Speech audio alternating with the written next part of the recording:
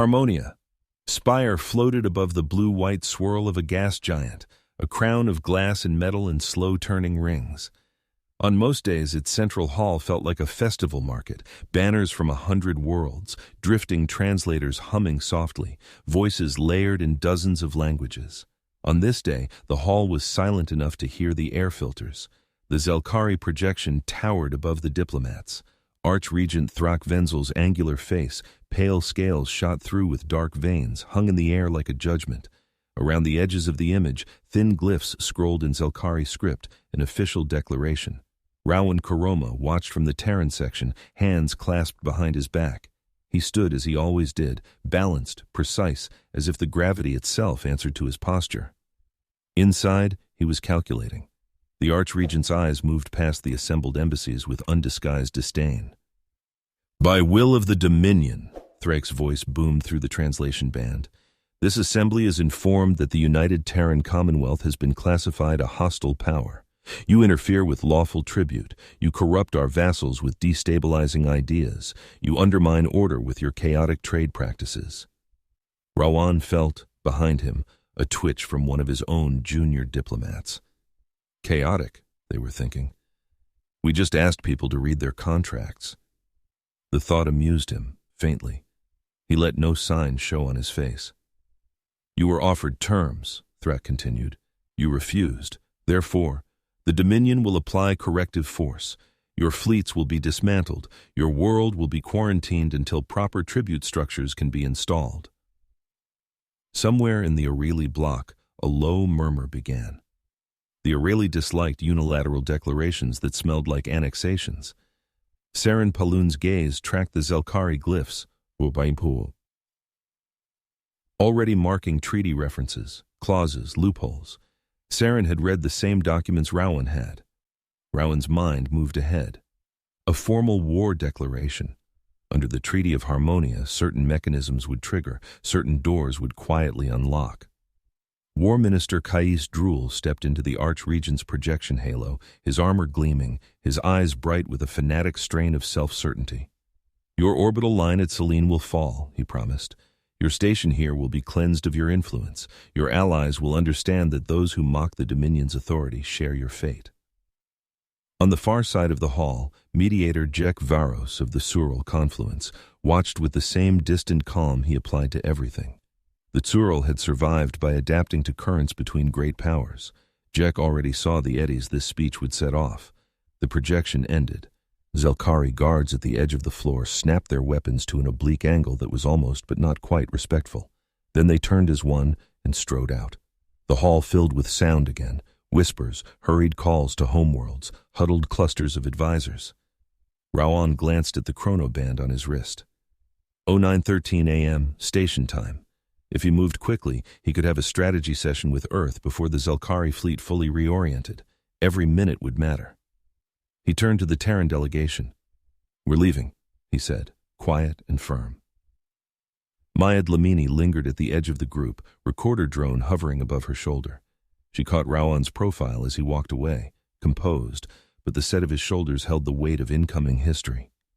She framed the shot instinctively. Her audience would want to see the human face of this moment. She had expected warships in the next part of the story. She was not alone. Under the lighthouse ring's armored lattice, buried in a complex of reinforced command chambers and humming data cores, the Emergency Deterrence Task Force gathered. The room was built for crisis, tiered seating, curved displays, soft light that made long hours less exhausting. On the main window, a tactical projection of the inner sectors flickered, Zelkari borders pulsing in amber. Rowan sat at the central console, Undersecretary Tarek Mendieta to his right, Dr. Layla Safar to his left. Around them, military officers and civilian advisors filled their allotted seats. Captain DeMarcus Ibe stood tall in dress blacks, the golden trim of ship command at his cuffs. He had not planned to leave port for months. The expansion of Selene shipyards was behind schedule. Humanity's fleet was still assembling, piece by piece. Now, those plans lay in tatters. He studied the projection, Dominion ship counts, known dreadnought positions, fuel reserves.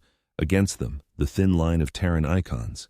UTS boundary light glowed brightest, an almost comical single dot facing a wall. The irony did not escape him. So they finally said it out loud, Tariq murmured, eyes on a secondary panel of treaties and legal precedents. Hostile power. They've been treating us like one for years. The declaration locks in some options, Layla replied.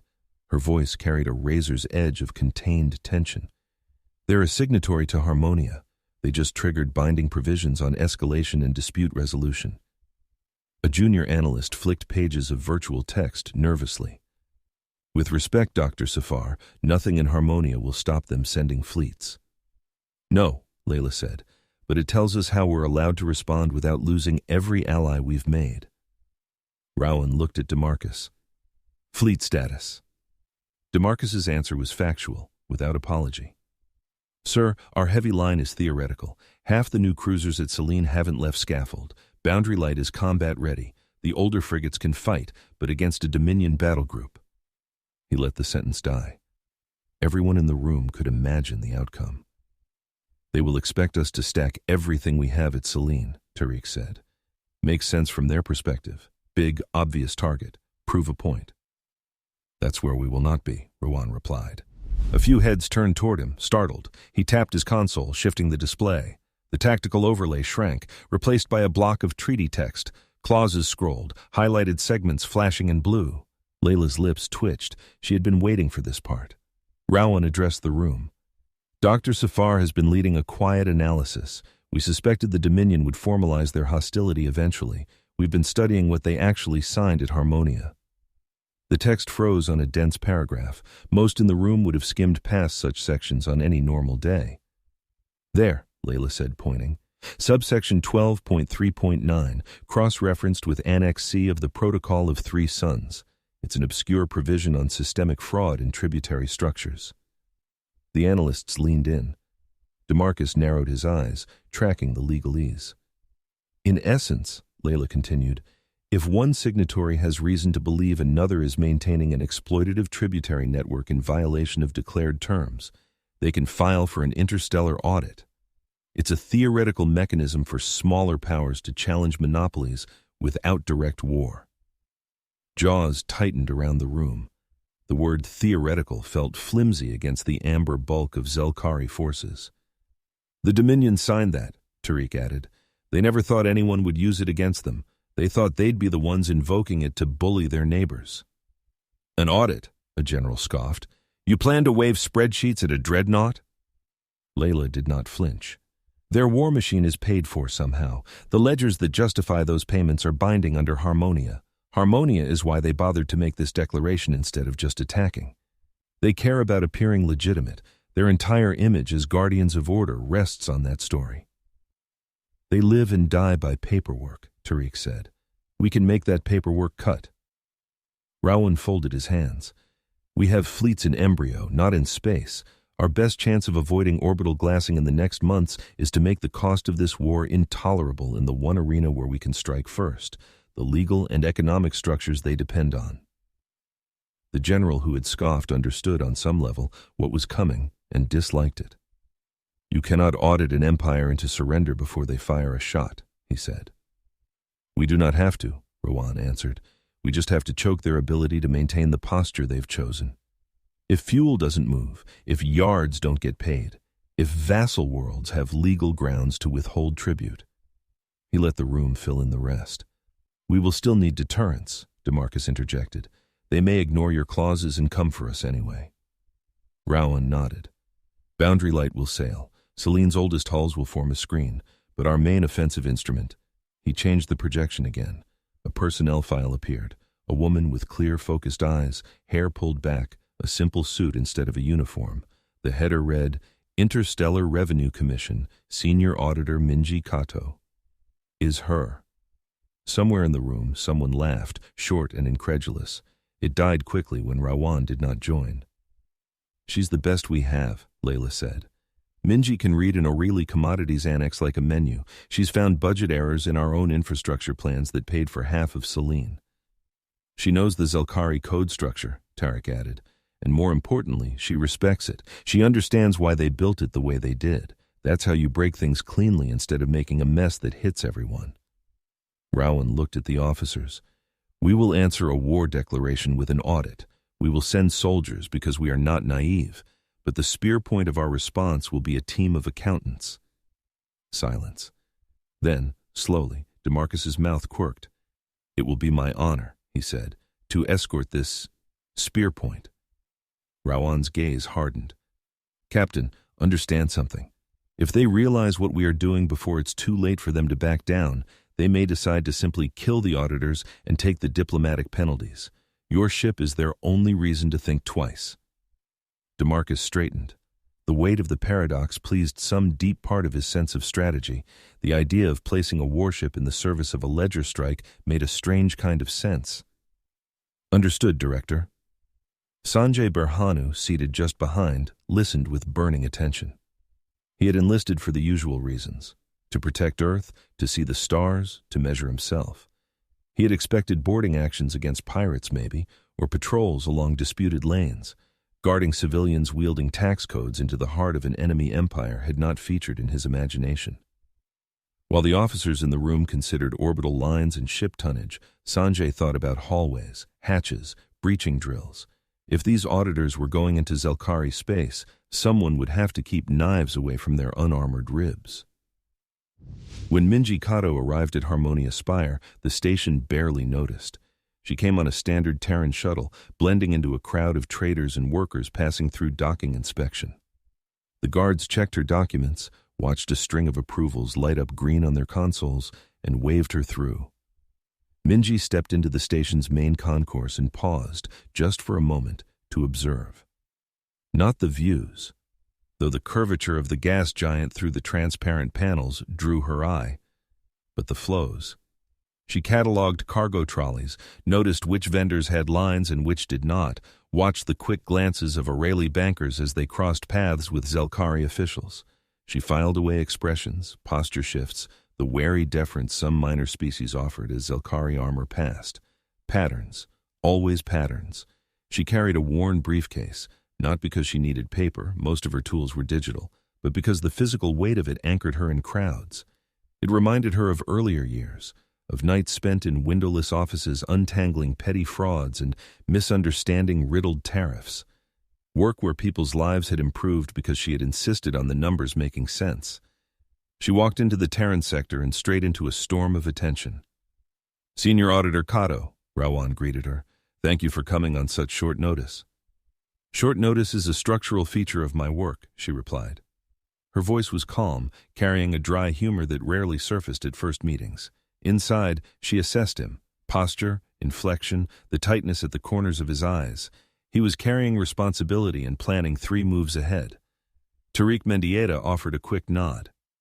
"We have your briefs from Interstellar Revenue. We read the Harmonia Annex you flagged. We need to know how far you think we can push it."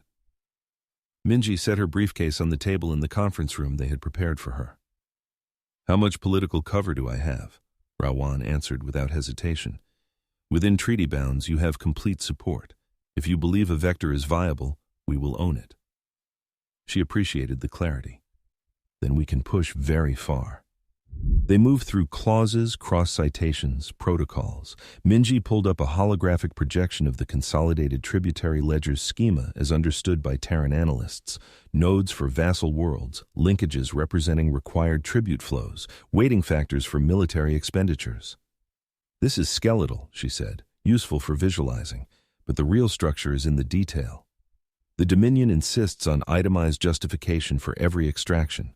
They pride themselves on precision. That pride is our entry wound." She zoomed in on a sector. "We know they funded covert actions using front accounts that still have to reconcile with declared tribute numbers. Those reconciliations will have signatures, approvals, someone's name on an authorization line." "You sound," Tariq observed, "as if you admire their systems." "Admiration is not endorsement," Minji replied. "It is understanding. They created an immense machine for sorting value and obligation. Then they corrupted it. You cannot corrupt what does not exist. There is a framework we can invoke." She tapped a section of Harmonia text. "This clause allows any signatory to demand a comprehensive audit of a tributary network if there is credible evidence of systemic fraud harming other parties. The Dominion has used it to investigate small neighbors. It has never been applied to them. They have grown careless." Will they allow you into their records? Layla asked. They could stonewall and claim internal security. If they do, they signal to the Aureli and the Sural that their claim to order is a lie, Minji answered. They have more to lose than we do in that contest. We are an upstart. They trade on an image. Rowan smiled, thinly. We will force them to choose between their self-image and their war. Maya Dlamini watched from the corner of the room, her drone suspended just above shoulder height. She had permission to record the outlines, not the classified detail. She focused on Minji's face when she said, I will need escort. They will not like me. Maya could already hear how this would sound in an edited segment later, the woman they sent instead of a battle fleet. It would sound absurd to some ears, exhilarating to others. She made a note, emphasize contrast, war declaration versus audit response, not as a joke, but as a statement about the kind of species humanity was trying to be. Outside the conference room, the station's rumor channels began to hum. UTS Boundary Light slid from the shimmering cradle of Selene shipyards under tug guidance, then ignited her main drives and arced toward the stars. DeMarcus stood on the command deck as the ship's spin balanced, watching Selene's spreading framework recede. He felt an old ache as he noted the gaps where new cruisers should have been, the skeletons of hulls still under assembly. Status, he said. Drives at 92% nominal, Captain, his helm officer responded. All weapon systems green, escort flotilla online and vectoring back to defensive position. DeMarcus imagined the view from outside, one well-armed cruiser slipping away from a half-finished ring of steel, heading toward the territory of a vast power that did not consider it a serious threat. Good. Let them underestimate. In a secured compartment, Sanjay ran his squad through one more drill. Knife takeaways, close quarters grapples in partial gravity, emergency shield deployment. He played through scenarios. Hostile boarding, docking accident, sudden decompression sabotage. They were Marines, trained for hard entries and brutal minutes of chaos. Now their primary duty would be to prevent quiet accidents in conference rooms. The paradox pleased them less than it pleased their captain, but they adapted. It was what they did. At 03:06 p.m., Harmonia Spire's control relays signaled clearance. Boundary Light's drives burned brighter. As the ship slipped into transit, Maya Dlamini's story went live across Terran and Allied channels. Grainy footage of Thrak's ultimatum spliced with Rowan's calm briefing, a still image of Minji Kato overlaid with the question, what if the strongest weapon is a ledger? Across a dozen worlds, viewers laughed, shook their heads, or leaned closer with fascinated unease. The phrase caught on. Memes proliferated within hours. A Zelkari-aligned outlet mocked humans for sending a clerk to a war. Maya watched the spread analytics with a complex, uneasy satisfaction. She knew that attention could amplify or kill policy. She also knew dimly that attention in itself was a kind of power Minji would have to navigate as carefully as any treaty clause. Zelkari space began as a gradient. Traffic density increased. Patrol beacons snapped into sharper clarity. Automated queries pinged Boundary Light's transponder. Terran vessel, came the first direct hail, carrier wave thick with Zelkari status pheromone codes translated into electromagnetic metadata. You are entering reserved diplomatic corridor. State purpose. DeMarcus answered with the message stack Rowan and Minji had prepared. Formal invocation of audit provisions, notice of escort status, citations of relevant sections of Harmonia, and the protocol of 3 suns. On Harum Prime, in a cavernous hall lined with carved ledger stones, a clerk in the central ministry frowned at his console. The implications of the Terran message unsettled him more deeply than weapons would have. He routed the message up the hierarchy. By the time Boundary Light reached the rendezvous point marked in the Dominion's grudging acceptance, the dreadnought prow of Nightfall had already claimed the space. On Boundary Light's main display, prow of Nightfall filled half the dome. Its hull was a jagged mass of armor, ridged with thermal baffling, dotted with the dark mouths of cannons. Its presence radiated an almost obscene confidence. They brought their biggest stick, Sanjay muttered up on the command deck's secondary ring. For us. For her, DeMarcus corrected, eyes on the silhouette. They want us to remember who can still smash whom. A Zelkari voice crackled through the comm. Terran vessel Boundary Light, you will hold position. A shuttle will dock and retrieve your accountant. The pause before the last word dripped disdain. We will comply, DeMarcus replied. Be advised, under Harmonia, audit envoys are protected persons. Any harm to them will be treated as a direct attack on the signatory they represent and grounds for collective sanction. Your legal incantations do not impress us, the Zelkari returned. But the Aureli and the Tsural may be watching. We will not give them excuses. Yet. Shuttle clamp indicators blinked on Boundary Light's hull schematic. Sanjay met Minji at the airlock. She wore a simple dark suit reinforced with thin ballistic layers at key points. She carried her briefcase and a compact terminal pack slung over one shoulder. Her face betrayed no nervousness, but her mind ticked through risks: boarding corridor ambush, misaligned docking, accidental decompression. Do you understand, Sanjay asked, that once you cross that lock we can only help you by making very public trouble? I understand, she said. That's why I need you to make the right amount of trouble at the right time, Sergeant. He nodded. He liked the way she said, right amount. She did not romanticize their presence. As the lock cycled, she thought briefly of the first time she had walked into a hostile corporate boardroom alone, years ago, to present an audit that would cost men far more powerful than her their positions. Fear then had been personal, career risk, humiliation. Fear now was scaled to entire worlds. Still, the structure of it felt familiar. She was stepping into a system that believed it was impregnable. Her job was to show it that its own rules made it vulnerable. The shuttle smelled of Zelkari metal polish and a faint, acrid trace of their breath, like hot iron and citrus. The guards' armor caught highlights in harsh strips. Their eyes lingered on Minji with contempt, but also with a species of curiosity. They had killed in direct combat. The idea that this small human might threaten them in any way offended their trained instincts. She let them underestimate. Underestimation was a lubricant. Jarum Prime's atmosphere burned orange-red with high-altitude particulates. From orbit, the planet's cities looked like clusters of glassy hooks driven into a dark crust. The capital's registry spire rose from the central district, a silver needle threaded through rings of bureaucratic complexes. Chief Assessor Rith Kaur stood in his office facing the window, watching Minji's shuttle descend. His carapace plates were duller than those of the security chiefs who had briefed him that morning. He wore no war honors, only the understated sigil of the central ministry. He had spent his life tending numbers. Not abstractly, each figure represented a convoy, a crop yield, a requisition. He saw the patterns that sustained the Dominion's power and believed in them, almost religiously. When he thought about war, he did not imagine boarding actions and explosions. He thought about fuel ratios, shell counts, depreciation tables. The Terran demand had arrived on his console like a thorn in a cog. A full audit of the consolidated tributary ledger invoked by an upstart civilization that, by all his models, should be decades away from such audacity. His immediate instinct had been to reject it and recommend repression. War Minister Caius Drool had argued for exactly that. Then Rith had read the clauses again, slowly. He had cross-referenced them with Harmonia's ratified Zelkari edition. He had noticed how the Aureli translation differed subtly and how the Tsural commentary hinted at alternative interpretations. He had run scenarios. In almost every one where they simply refused, the Aureli Compact and the Tsural Confluence mobilized arbitration mechanisms that the Dominion could not entirely ignore without risking wide sanctions. He had presented these findings to Archregent Threk Venzul. Threk had glared, flexed his hand as if imagining wrapping it around a human throat, and then ordered that the audit be allowed within tightly controlled parameters.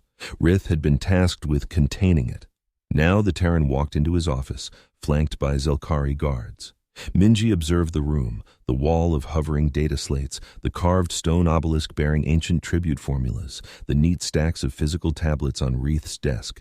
She noted the faint wear on the edges of the tablets, the slight discoloration of the ancient stone where hands had rested. This was a man who spent time with his tools.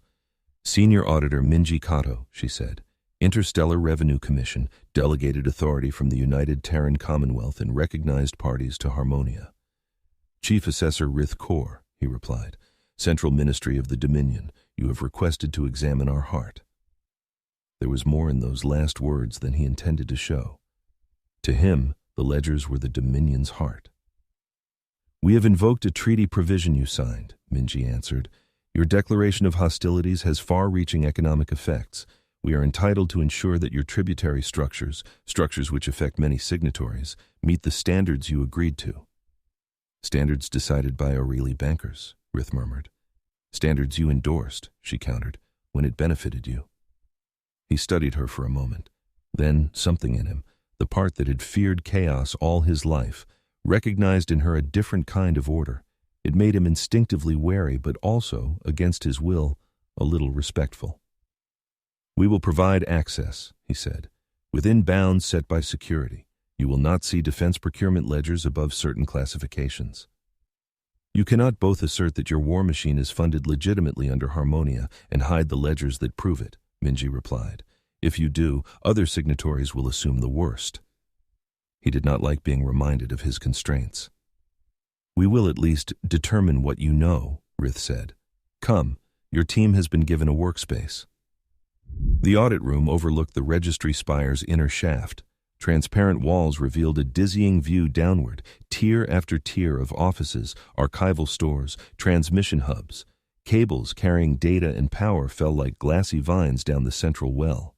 Minji's team, a half-dozen specialists routed quietly from Terran economic ministries and legal departments, had arrived separately.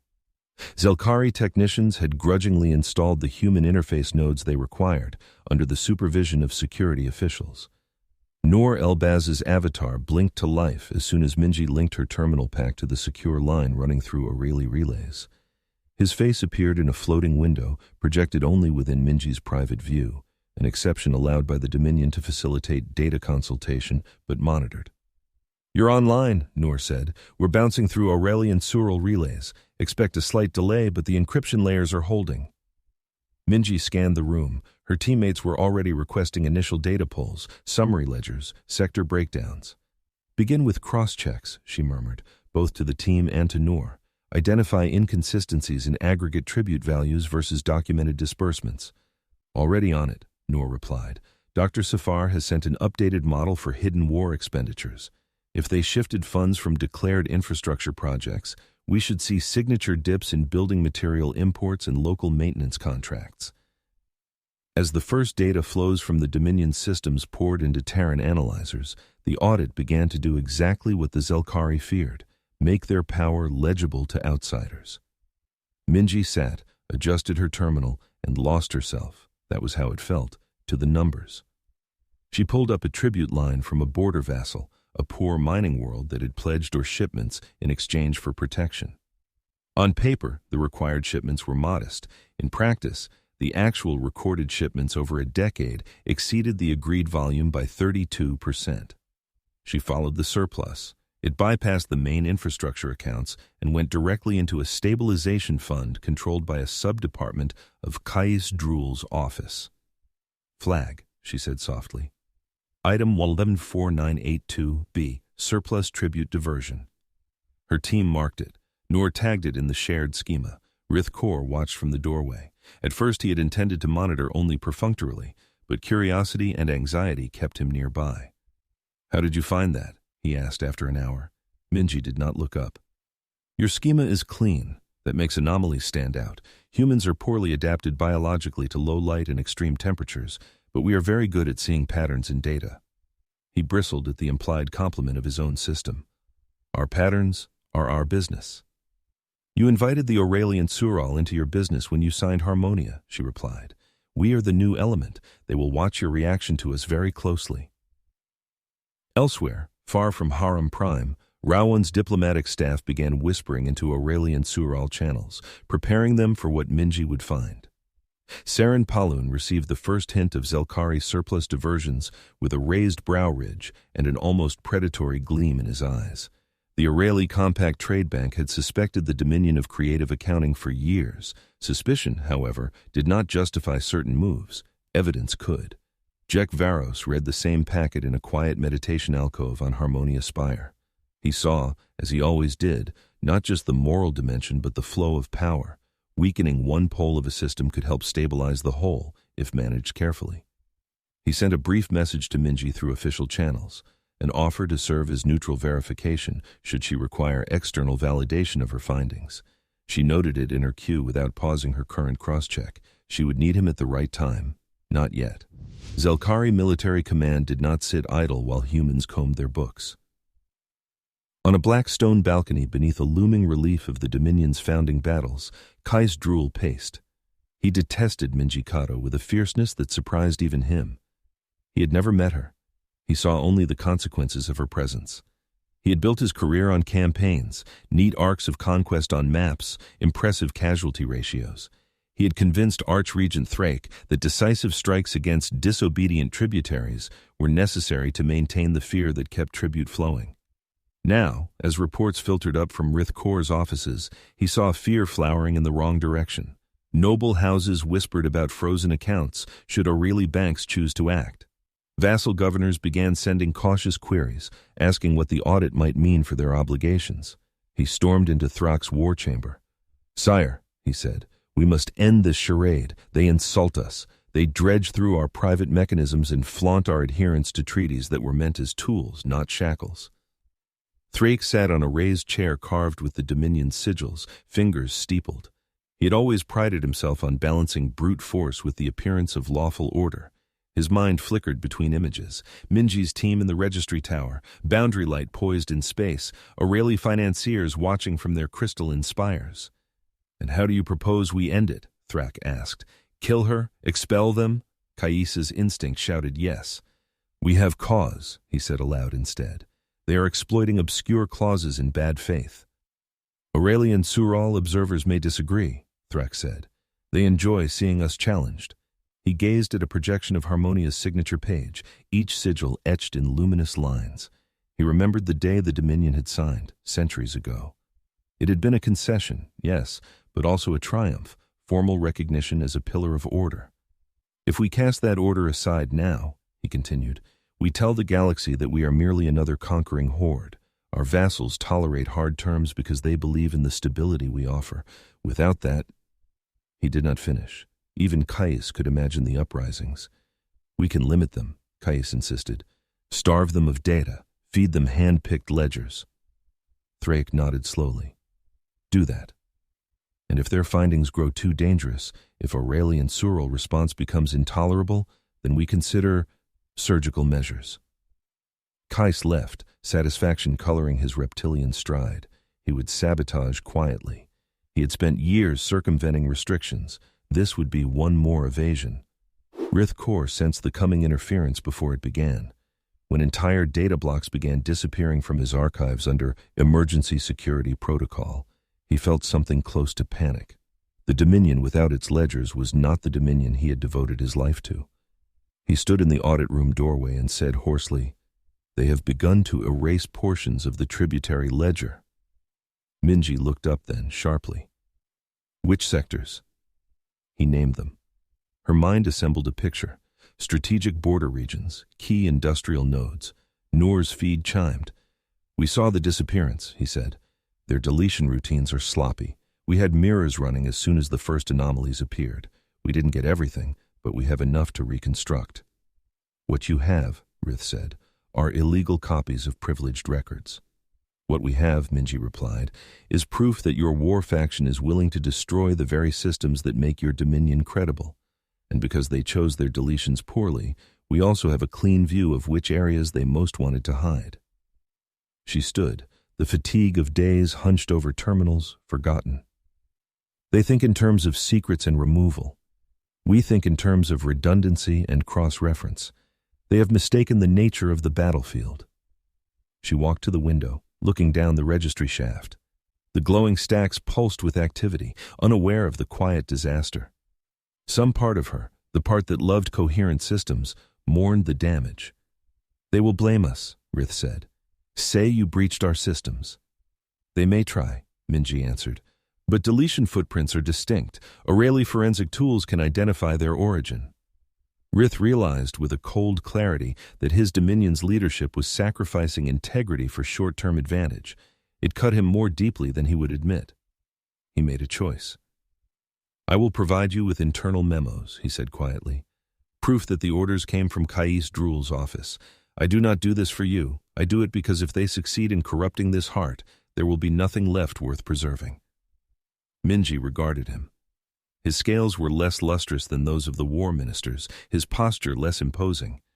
But his decision now mattered more than any fleet movement. "You are doing it," she said. For all of us. Including yourselves. While ledgers burned in quiet archive servers, more obvious fire threatened Harmonia Spire. A Zelkari raiding flotilla translated into space nearer to the station than any exercise had ever allowed. Their commander had received ambiguous orders: test defenses, seize opportunities, create leverage. Sensors on the lighthouse ring picked them up at 02:21 a.m. Alarms rippled through civilian quarters. The emergency deterrence task force jolted awake. Rawan strode into the command room, fastening his jacket, eyes already on the tactical feeds. Aurelia escort corvettes moved to intercept. Tsural picket vessels powered their generators but held fire, unwilling to be seen as instigators. Boundary Light is still in Zelkari space, an aide reported. We have our older frigates, the station defense grid, and civilian ships if it comes to that. Rawan's jaw tightened.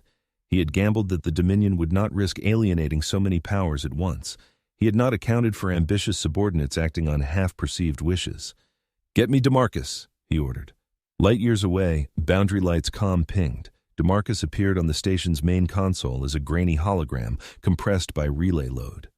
"Captain," Rawan said, "we have an unsanctioned Zelkari flotilla inbound on Harmonia. Can you break away without triggering a direct engagement with their dreadnought?" DeMarcus checked his own screens. Prow of Nightfall still loomed nearby, its escort web taut. "If we throttle up, they will paint us," he said. "If they fire first, you get your collective sanction under Harmonia, but it will not help your station much in the moment." Rawan considered. "If they see you leave, they may split their attention. That could save lives here. It may also get you killed." DeMarcus's decision formed in a heartbeat. He had chosen this uniform, knowing it might mean such moments. "Boundary Light was not built to posture," he said. "We'll move." The link cut. Rawan knew better than to clutter DeMarcus's next minutes with further talk. On Boundary Light's bridge, DeMarcus gave the orders. "Helm, vector for Harmonia at maximum safe acceleration. Do not run silent. I want them to see our intent. Tactical, ready countermeasures. No first shots. We are still officially peacekeepers." Sanjay strapped in, feeling the surge of engines through the deck. The view ahead shifted, prow of Nightfall swinging slightly, like a predator noticing a smaller animal's movement. Zelkari targeting beams swept over Boundary Light's hull. Lock warnings blossomed. "Hold," DeMarcus said. "If they were going to fire, they would have the instant we changed vector. They're calculating optics. Make them do it in public." Minutes ticked by, stretched by adrenaline. Prow of Nightfall did not fire. Perhaps its captain feared being the one held responsible for breaking Harmonia openly. Perhaps he simply waited for new orders. Either way, Boundary Light slid out of the dreadnought's effective engagement envelope and into a lane where only lighter escorts could give chase. They did. A trio of Zelkari cruisers fell in behind, weapons hot but silent. "Stay just inside their sensor shadow," DeMarcus told his navigation officer. "If they press, we have room to dance.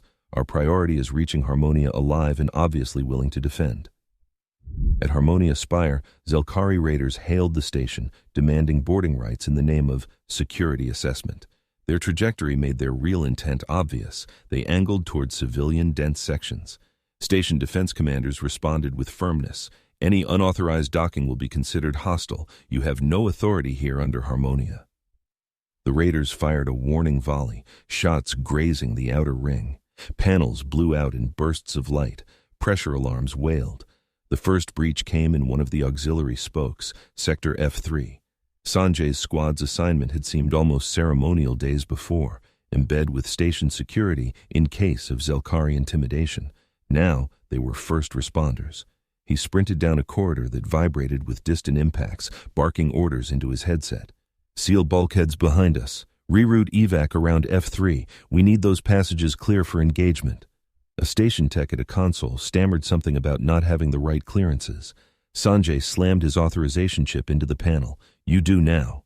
Zelkari shock troops poured through the breach, their armor catching sparks from emergency lights. They expected panic, disarray. They got foam. Sanjay had spent idle hours reading Harmonia's emergency systems manual. He knew the station's fire suppression could fill a corridor in seconds with a dense, expanding foam designed to smother plasma arcs. He triggered it as the first Zelkari moved past a certain mark. White mass exploded from vents, coating armor, clogging joints. For a crucial span, the raiders were bogged down, slipping, cursing. "Hit them now," Sanjay said, voice grimly satisfied. His squad surged forward in tandem with station guards. They fired stun rounds calibrated to Zelkari physiology, peppered with hard-impact slugs for the more heavily armored. The foam dulled recoil, turned the tight space into a strobe-lit brawl. A raider swung a heavy limb toward Sanjay. He ducked under, drove his shoulder into the alien's midsection, and fired point-blank into a gap in its arm plates. The creature staggered, fell. Sanjay planted a boot on the armor, securing it, and advanced. Within minutes, the breach was contained. Casualties lay on both sides. Triage teams moved in, hauling wounded to pressure-stable zones. Sanjay wiped foam from his visor, lungs burning. His mind cataloged the events with soldier's clarity: use of environment, quick adaptation, minimal friendly losses. "Sector F3 secure," he reported. "We're ready for the next." Boundary Light's icon blinked into the tactical display over Harmonia a short time later, sliding between the raiding flotilla and the station. DeMarcus opened a wide-band channel for everyone in system to hear. "Zelkari vessels," he said. "This is United Terran ship Boundary Light. We are here in defense of Harmonia's neutral status and under protection of the Protocol of Three Suns. Any further attack on the station will be recorded and submitted to Aurelie and Surel arbitration." The raiding commander considered. They had not signed up to be the trigger of galactic censure. The calculus shifted in their mind. The gains from a daring humiliation of the Terrans versus the risk of losing noble patrons. They broke off, muttering on tight beam channels about misinterpreted orders. Harmonia survived the night with scars but intact. The footage of foam-drenched Zelkari troopers slipping in corridor combat spread almost as fast as Mayad Lamini's earlier segments. Jokes blossomed about weaponized safety regulations. Underneath the humor, viewers absorbed a deeper story. Humans used everything in reach, from treaties to foam, to level the field. Back on Harum Prime, Minji's audit reached critical mass. With Rith Corps' reluctant cooperation and Noor's remote analytics, the Terran team assembled a structure of evidence. Surplus tribute diversions clustered around Kais Drool's networks. War expenditures justified with forged emergency decrees. Vassal worlds billed for defense upgrades that had never materialized.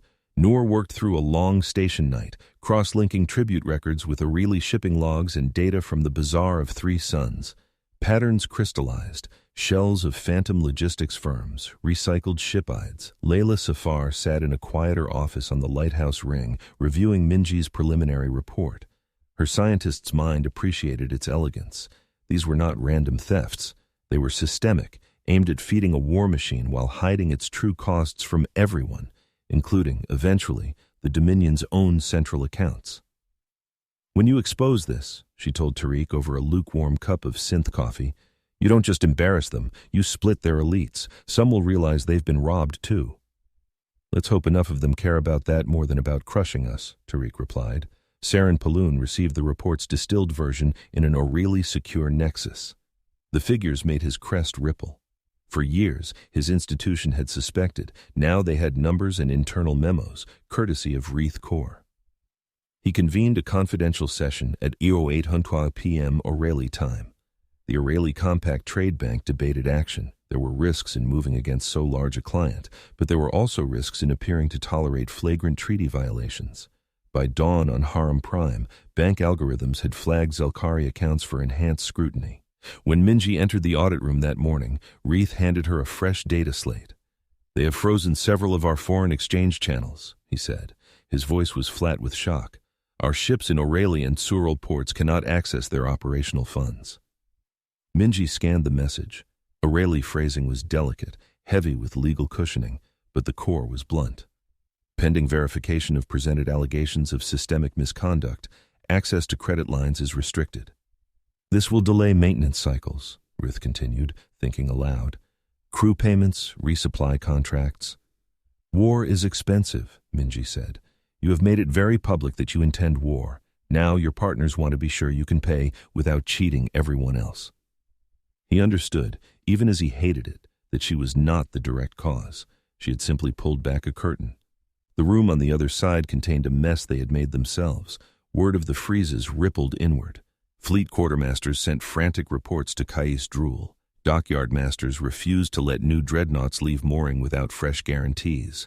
Kais stormed back into Thrak's chamber, this time with ledgers instead of battle plans.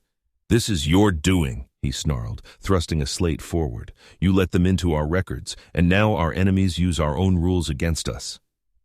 Thrak had spent a sleepless night juggling furious messages from nobles whose investment portfolios had been suddenly confined. He felt his authority eroding like sand under waves. "It was you," he snapped back, "who diverted tribute in ways visible to Aureli censors. It was you who ordered deletions that made everyone assume guilt." Kais's hand went to the hilt of his ceremonial blade. For a split second, violence hung like static in the room. Then both remembered the Watchers, internal rivals scenting weakness, Aureli and Surel observers, vassals listening for cracks. They lowered their hands. "We will fix this," Kais said through clenched teeth. "A demonstration. Kill the Terran. Destroy her data. The Aureli will complain, but they will adapt when their profits return." He left, mind already shaping an accident. Elevator shafts in the registry spire were strictly regulated spaces. They carried personnel and sensitive material through the tower's spine, monitored by sensors and overseen by central ministry protocols. On the morning Minji ascended to present an interim report at a mid-level conference, the elevator she stepped into looked no different from any other. Smooth walls, soft lighting, a faint hum of power. Rith Core had not been informed of its scheduled maintenance update. The override codes came from an internal security unit loyal to Kais. As the elevator car rose, a subroutine primed its magnetic clamps for failure. At a pre-selected floor, the system would malfunction, dropping the car before emergency baffles could fully engage. Rith only discovered the order by accident, combing through the day's access logs as part of his new habit of obsessive cross-checking. A name in the maintenance column pinged a half-forgotten memory. A technician transferred years ago into Kais' private security branch. He traced the path, saw the overridden flags, and felt his stomach twist. He could have done nothing. He told himself this, briefly. Minji was an enemy agent. Her death would restore balance. The old structures would endure. He saw in his mind the empty gaps in his ledgers where whole sectors now lay blank. He remembered Kais' suggestion that perhaps not all records were necessary. He sent an urgent coded message to Harmonia Spire. Sanjay received it graphed over a data feed from station security. The translation was rough, but the core was clear. Assassination attempt, registry spire, elevator, target Minji Kato. Boundary Light had maintained a contingent on the station after the recent raid, officially as liaison and security advisors. Sanjay was aboard a shuttle returning from a coordination meeting when the alarm lit his wrist pad. "We're diverting," he told the pilot. "Ksharam Prime, Central Ministry Tower, now." "Orders?" the pilot asked, startled. "Mediator Jek Varos just transmitted an emergency passcode under protocol of 3 suns," Sanjay said, scanning the traffic. Jek's signature had arrived seconds after Reith's plea. The Tsural had chosen a side. "We have cover. Move." On Haram Prime, the elevator's clamps failed at floor 180. The car dropped. Minji felt the jolt, felt her stomach lurch. Her hand flew to the emergency rail, her mind already calculating. Distance to fall, velocity, buffer capacity. The baffles fired late, too late. The car slammed into the arresting field hard enough to throw her against the ceiling, then the floor. Pain lanced up her leg. Something in her side cracked. She lay there, tasting metal as emergency lights flickered. "Status," Noor's voice crackled faint in her ear through the implant link. "We lost your vitals for 3 seconds." "Elevator fail," she whispered. "Possibly not accidental." Her training as an auditor did not include much on surviving assassination. Her instinct was still, even now, to preserve evidence. "Record log. Mark this timestamp." Above, Zelkari technicians scrambled to explicate the malfunction. Some genuinely believed it. Others, planted by Kais, had already prepared their excuses. Sanjay's shuttle punched through atmospheric entry, trailing a corona of heat. "You're coming in hot," Charam Control yelled. "You have no clearance." He broadcast Jek Varos's code on a wide band. For a long moment, nothing happened. Then a Tsurol relay buoy near his harem flashed an automated acknowledgement. Harmonia's central arbitration record updated with a simple line. "Emergency observer intervention initiated." Zelkari Control hesitated, long enough. The shuttle streaked toward the registry tower, angling for a balcony just below the halted elevator shaft. Sanjay's squad had maybe 45 seconds to break in, secure Minji, and get out before local security swarmed. Cutting torches bit into Zelkari alloy. The hatch gave with a shriek. They moved into the dusty access ring around the shaft. "Car is lodged 3 levels down," one Marine reported, peering over the edge. "Emergency clamps held after the main failure. She's alive. I see movement." Sanjay anchored a line and dropped, boots scraping the wall. The car's roof hatch had buckled but not shattered. He swung, planted both feet against the metal, and kicked. It opened with a grind. Dust swirled. He dropped inside. Minji lay amid shattered glass panels, her briefcase crushed against one wall. She had dragged herself into a sitting position, back-braced, one arm wrapped around her ribs. "You're late," she said. The humor was thin, but it was there. He almost laughed with relief. "We took the scenic route." He hoisted her up as gently as he could. Pain flared in her side. She bit down on a cry. "My terminals," she gasped. "The data!" "We mirrored everything to remote nodes days ago," Noor's calm voice said in her ear. "You can afford to leave one broken terminal behind." The thought that her work would not die with her steadied her more than any painkiller could have. Sanjay boosted her through the hatch. His squad hauled them onto the access ring. Alarms howled now, not just from the shaft but all through the tower. Zelkari security units were rushing toward the disturbance. "Extraction point," the pilot barked over comm. "We have company vectoring in. You have 20 seconds. They sprinted, Minji leaning heavily on Sanjay's shoulder. At the balcony, the shuttle hovered so close its hull almost scraped ancient stone. They leaped the gap, tumbled inside. As the shuttle banked away, plasma bolts streaked past from ground emplacements. One grazed the tail, sending a shudder through the cabin. Minji clutched her ribs and closed her eyes. For the first time since this began, she let herself tremble. She did not feel relief until much later. For now, she thought only in terms of steps. They had attempted to remove her from the equation. That changed which tools she could justify using. "Send the package," she told Noor as medics worked around her. "All of it. Public channels. Target, Oreli Compact Trade Bank, Tsural Confluence Mediation Council, Harmonia Central Records, and copy to Maya Dlamini." "You're sure?" Noor asked. "Once it's out, we don't control the narrative anymore." "We never fully did," she replied. "We just pretended. This makes the stakes clear for everyone." She pictured Kais Drool's face upon hearing the broadcast. It steadied her. The data drop hit like a slow-motion explosion. On Oreli trading floors, massive screens flashed with graphs of tribute flows, side-by-side comparisons of declared and actual disbursements, internal Dominion memos bearing Kais Drool's authorization sigil. On vassal worlds, local administrators saw their names in footnotes, areas overcharged, projects billed but never completed. Resentment that had simmered for generations found cold legal proof. On Harmonia Spire, Maya Dlamini received Minji's feed with a brief note. "Use this well." She watched hours of audit footage at increased speed, then chose key scenes. The surplus dip on a mining world's ledger, Wreath Corps' admission of deletions, Oreli freeze notices. She recorded a new segment, voice steady but electric. "They told the galaxy that their tribute system was order," she said, looking straight into her lens. "Our people went into their heart and found rot. We have not launched a single orbital bombardment. We have not cracked a single city from the sky. Instead, we did something far more dangerous to an empire built on fear. We made its own rules visible to everyone." Zelkari news channels denounced the broadcast as slander, but could not fully ignore the internal memos that leaked in parallel. Wreath Corps had, discreetly, sent copies to Aurelian Tsural archives as promised. Within the Dominion, mid-level bureaucrats and provincial governors read the findings and understood what they meant. Some had joined the system believing in the story of efficiency and justice. Others had simply wanted predictable advantage. Both groups now saw that the war faction's greed threatened to topple the very structure they relied on. Small acts of resistance began. Delayed tribute convoys, pending clarification, quietly reinterpreted obligations. Archregent Thrak Venzul felt the pressure from all sides. Nobles whose accounts had been frozen demanded redress. Military commanders facing fuel shortages blamed Kais Drool. Vassals muttered about treaty breaches. Thrake realized he had lost control of the narrative. That realization infuriated him, and more surprisingly, frightened him.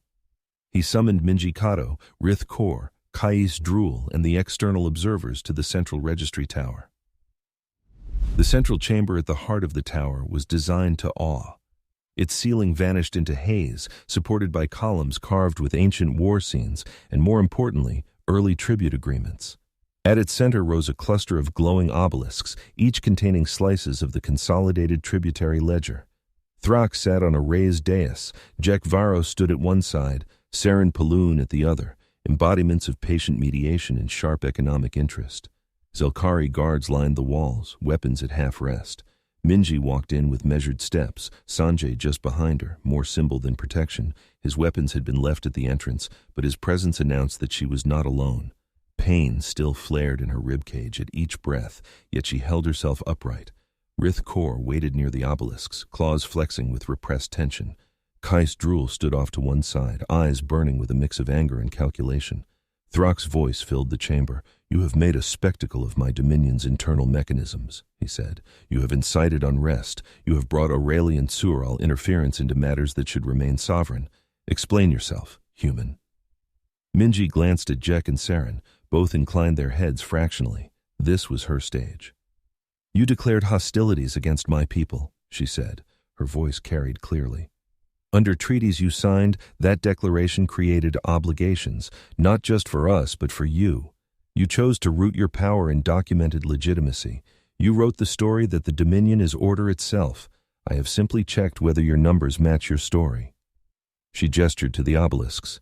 At her touch, new overlays appeared, glowing threads tracing diverted tribute streams, red pulsing where Kais's authorization tags appeared. "These are your ledgers," she continued. "Your signatures, your commands. We did not forge this. We mirrored and cross-checked it using orally shipping logs, Tsural transit records, and statements from your own vassal administrators." Kais stepped forward, snarling. "You have no right." "Under Harmonia subsection 12.3.9, Minji cut in. "I do. You invoked Harmonia when it suited you. You may not discard it the moment it becomes inconvenient." Thrax's eyes narrowed. He had never liked hearing treaty codes in anyone else's mouth. Saren Paloon spoke then, voice smooth. "The Aureli Compact has reviewed the presented evidence. We find it credible. Systemic redirection of tribute for unauthorized uses is grounds for sanction under the Protocol of Three Suns," Jek Varros added in his gentle tone, "and assassination attempts on recognized audit envoys are a grave breach. Fortunately for all of us, that attempt failed. The record of its planning, however," he let the implication hang. "Aurelian Sural archives now contain damning proof of Kais's orders." Kais bared his teeth. "You will not dictate." "Be silent," Thrax said quietly. The command shocked Kais into a stuttering halt. In that instant, he understood that in Thrax's eyes, he had shifted from asset to liability. Minji pressed the advantage. "There is one more matter," she said. "A translation quirk buried in the founding text of Harmonia." Her fingers danced over the console. A segment of ancient script appeared, Zelkari glyphs side by side with Aureli, Tsural, and Terran transcriptions. Harmonia's drafters included a clause granting sovereign equality to all signatories, present and future, she said. In your version, that phrase was rendered as conditional subordination of younger states due to a mistranslation centuries ago. In Aurelian Sural versions, the wording is clear. No signatory may claim inherent superiority over another by right of age alone. She glanced at Jek. He nodded once. The Tsural had always suspected that the Zelkari read that clause to their own advantage. By appending your sigil to Harmonia, Minji continued, you accepted the principle that any new signatory, including the United Terran Commonwealth, stands as your equal in law, not your vassal, not your subordinate, equal. A low hiss spread through the Zelkari gathered around the chamber. To many, this was the first time they had considered that interpretation. Thrick felt as if the ground had shifted under him. For generations, Dominion ideology had painted younger civilizations as children in need of guidance, to be taxed and shepherded. Now this human stood in his hall, telling him that, in the language he had agreed to, they were peers. If we are equal, Minji said, then your declaration of correction is not a master chastising a disobedient subject. It is an unprovoked attack from one sovereign to another, justified with ledgers you have themselves corrupted. She stepped back. Silence. Saren broke it first. If the Dominion insists on pursuing hostilities under these conditions, The Aurelie Compact will be obliged to consider it a rogue actor under Harmonia, no longer bound by its protections. All associated protections for your assets would be null. Jek added, the Tsural Confluence would have no choice but to recognize the right of your vassal worlds to seek redress, and if they chose, separation. The threat was immense, not because it promised direct military action, neither Aurelie nor Tsural fleets could match the Dominion's raw tonnage, but because it promised to strip away the legal and economic scaffolding that made the Dominion sustainable. Thrak calculated at a speed born of survival instinct. Continue the war, and he might crush Earth at terrible cost. But in the process, he would also invite mass defections, asset seizures, and the erosion of fear-based obedience. Or he could bend, publicly, in a way that preserved some dignity in much of his structure. He turned slowly toward Kais Drool. You have failed me, he said. You have endangered the Dominion with your greed and your crude attempts at erasure. Kais opened his mouth. Guards moved before he could speak. They seized his arms, stripped him of his insignia, and marched him from the hall. His thoughts, as he was dragged past Minji, were a whirl of outrage and betrayal. He blamed her, of course. He blamed Rith. He even blamed Thrake. He never once blamed his own choices. Rith Kor watched with complex emotion. He felt no joy in Kais's fall, only a somber relief that some of the worst rot was being cut away. Thrake addressed Minji again. What do you want? He asked. The question tasted sour. She had thought hard about her answer. She didn't ask for humiliating reparations that would cry out for future revenge. She didn't ask for dismantling of the Dominion.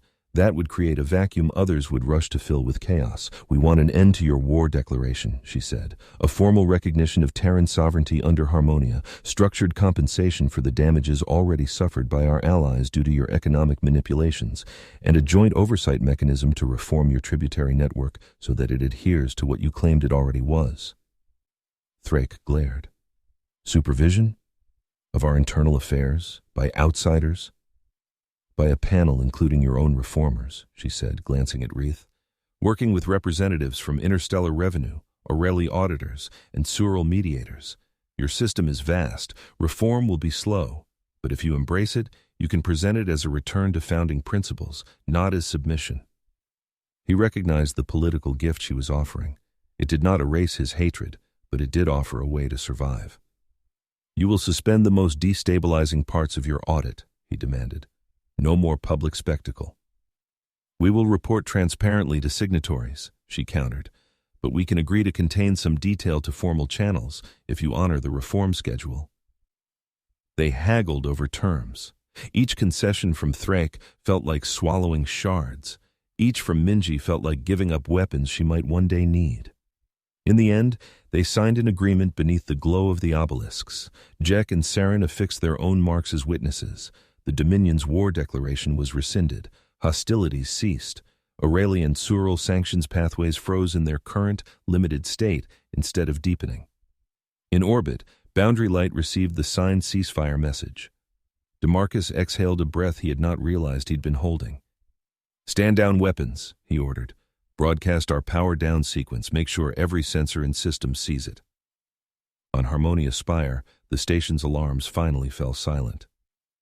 In the months that followed, the galaxy did not transform overnight. Human stories tended to exaggerate turning points. In reality, the changes are often slow and contested, but certain shifts could not be missed. At a trade fair under Harmonia's banners, Zelkari merchants grumbled through the new oversight forms they had to sign. The Joint Commission, Interstellar Revenue staff, Aurelie auditors, Tsural mediators, and Zelkari reformers under Rith Kor had started revising tribute contracts. Some vassal worlds saw immediate relief. Others saw the promise of relief and began organizing to demand their share. There were protests, negotiations, small flare-ups of violence.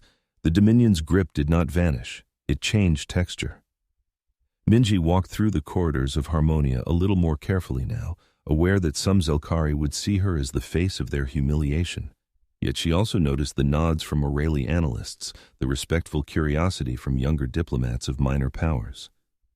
Rawan met her near a viewport looking down at the ringed gas giant. Tariq stood with them, watching traffic patterns in the docking bay display. You understand what you've done, Rawan said.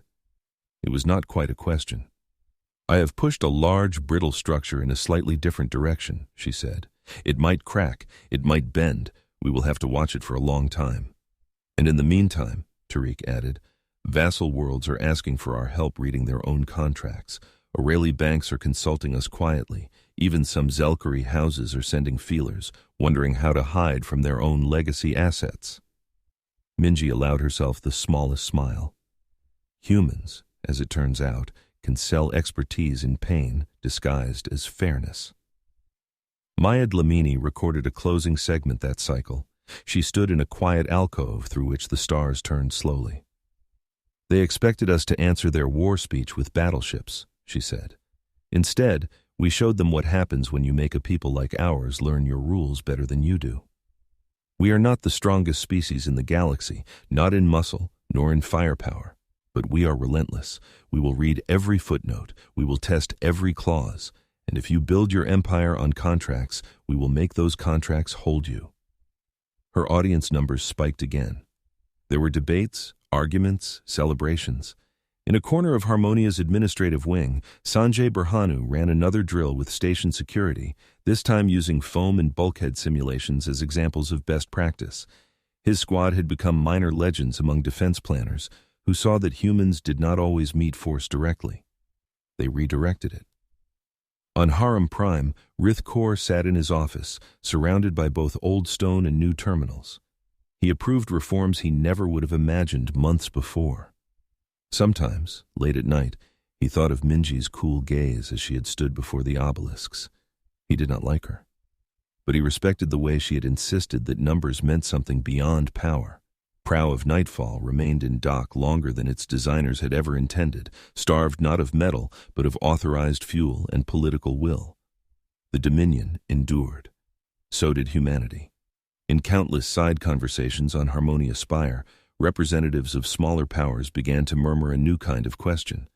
If an emerging species with more nerve than tonnage could walk into the heart of an empire and remake its books, what else might they do, given time?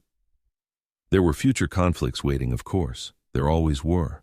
But from that moment on, when older empires considered how dangerous humans might become, they did not think only of ships and guns. They thought of a woman with a briefcase walking into a registry tower and an entire war stuttering to a halt under the weight of her audit.